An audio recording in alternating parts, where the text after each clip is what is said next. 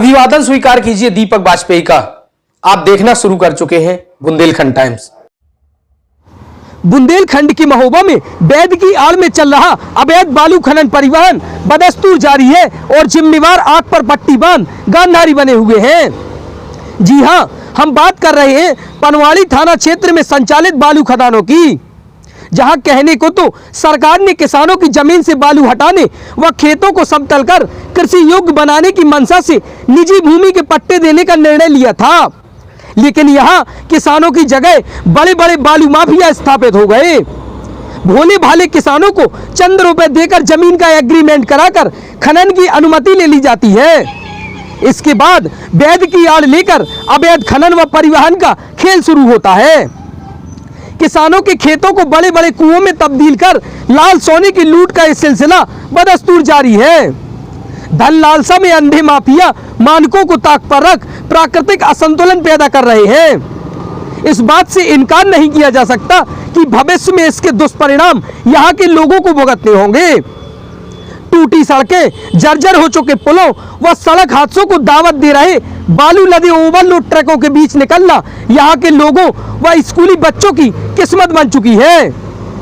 अंधेर तो यह है कि ERTO साहब सिर्फ 2 बसों पर कार्रवाई कर मीडिया में ऐसी सुर्खियां बटोर रहे हैं जैसे परमवीर चक्र मिला हो या ओलंपिक में स्वर्ण पदक जीता हो। क्या ERTO साहब को यहाँ के ओवरलोड ट्रक दिखाई नहीं देते, देखने का आदेश नहीं है, या फिर देखना ही नहीं चाहते? अब सवाल यह है कि आखिर बालू खनन के मामले में सब चुप्पी क्यों साध लेते हैं? जो निजी भूमि की फाइल लेखपाल व SDM से होते हुए गुजरती है, उसके गाटा संख्या व खातेदार की जानकारी या रिकॉर्ड कुलपहाड़ SDM के पास न होना हास्यास्पद लग रहा है।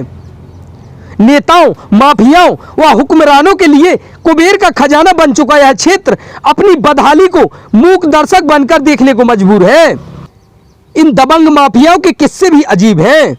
कोई खाकी उतार कर माफिया बना, कोई खादी पहनकर, तो कोई खादी के संरक्षण व हुक्मरानों की साठगांठ से प्राकृतिक संपदा की लूट कर रहा है।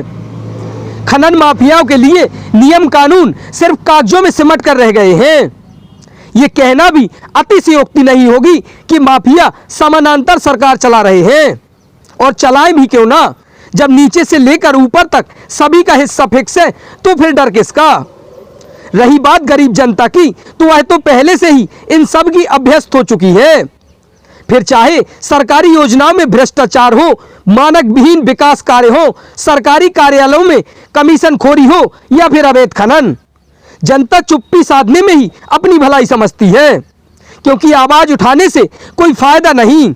जो चल रहा है वो बेरोक टोक यूं ही चलता रहेगा। तो बेवजह इन सत्ता पोषित दबंग माफियाओं का विरोध कर खुद को संकट में डालने की मूर्खता कौन करेगा? टूटी भाई साहब पुल गया, 1 साल से टूटी है। टूट जात बन जात, टूट जात बन जात। जैसे नहीं ना लेंटर भी डर गो एक बार ट्रक की बालों से टूटी होगी। तो कौन गाड़ी वाला से टूटी? पंचायत में भी आओ तो भारत जाइए।